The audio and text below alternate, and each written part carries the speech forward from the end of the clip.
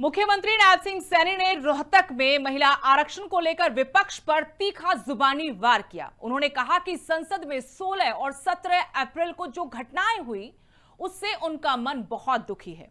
मुख्यमंत्री ने आरोप लगाया कि देश की सर्वोच्च पंचायत में बहनों बेटियों के हकों के लिए विपक्ष ने रुकावट डालने का काम किया। स्पेशल रिपोर्ट आपको दिखाते हैं।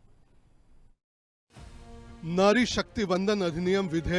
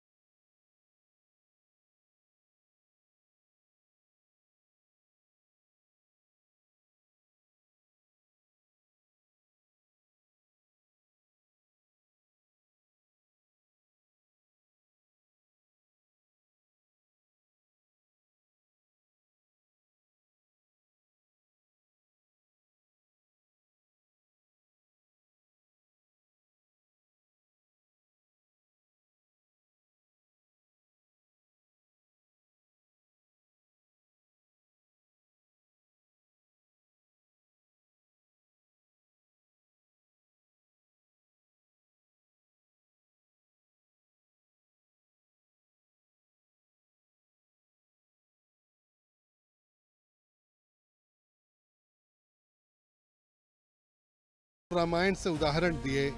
विपक्ष ने नारी शक्ति वंदन बिल को रोककर लोकतंत्र की मर्यादा को साथियों तार तार किया है। और द्वापर युग में जब कौरवों की सभा में जब द्रौपदी का अपमान हो रहा था तब कुछ महारथी चुप थे, मौन थे।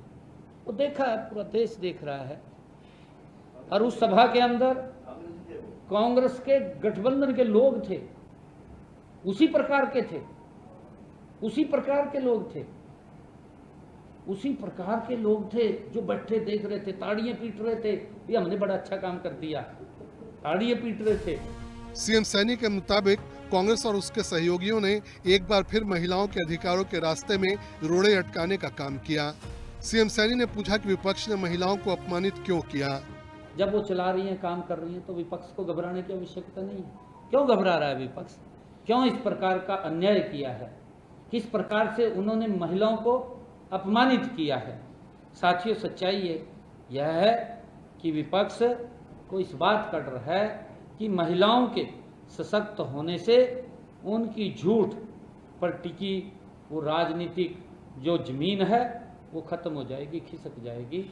ये साथियों, उनको मुझे लगता है कि ऐसा डर ये कांग्रेस और इंडी गठबंधन के लोगों को है।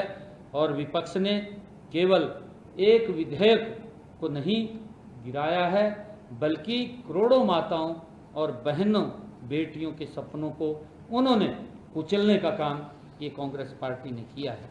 साथियों, हमारा इतिहास भी है, हम सब देखते हैं कि हमारा इतिहास हमें यह सबक भी देता है कि यदि नारी का अपमान होगा तो पूरे समाज को उस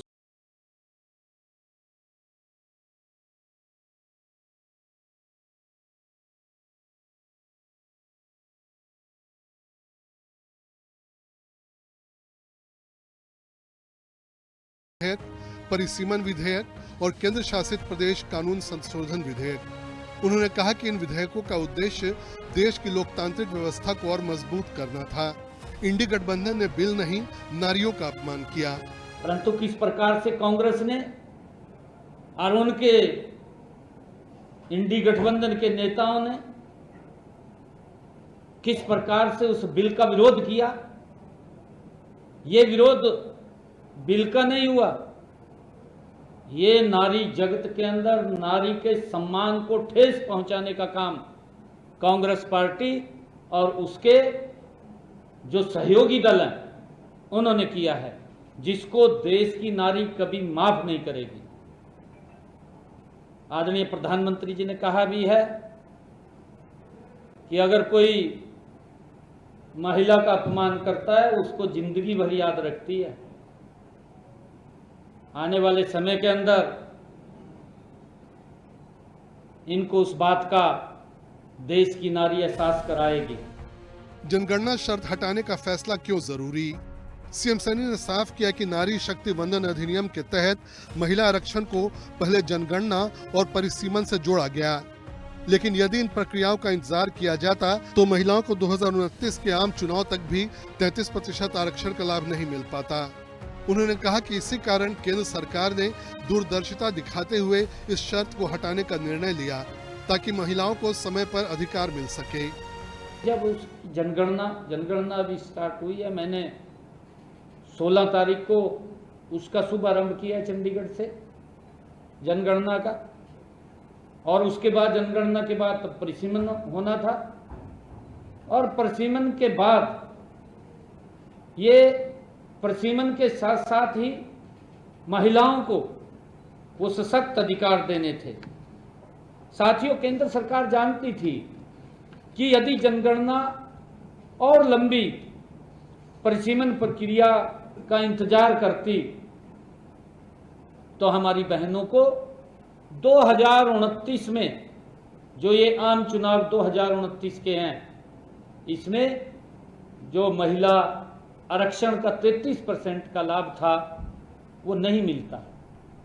इस कारण से आदरणीय प्रधानमंत्री जी इस बिल को अभी लेकर के आए। परिसीमन पर भ्रम फैलाने का आरोप। मुख्यमंत्री सैनी ने विपक्ष पर परिसीमन के मुद्दे पर भ्रम फैलाने का आरोप लगाया। उन्होंने कहा कि केंद्रीय गृह मंत्री अमित शाह ने संसद में स्पष्ट कर दिया था कि किसी भी राज्य के प्रतिनिधित्व में कमी नहीं आएगी।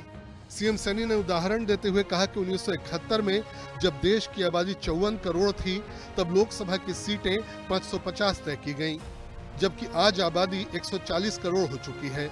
ऐसे में सीटों की संख्या बढ़ाकर 850 करना समय की मांग है। उन्होंने ये भी कहा कि विपक्ष ये झूठ फैला रहा है कि इससे दक्षिण भारत के राज्यों को नुकसान होगा, जबकि वास्तविकता इसके विपरीत है। विपक्ष लगातार इस मुद्दे पर भ्रम फैलाता रहा। सीएम सैनी ने कांग्रेस की राजनीति को अटकाव, लटकाव और भटकाव करार देते हुए कहा कि देश की महिलाएं उन दलों को कभी माफ नहीं करेंगी जो उनके अधिकारों के खिलाफ खड़े हुए हैं।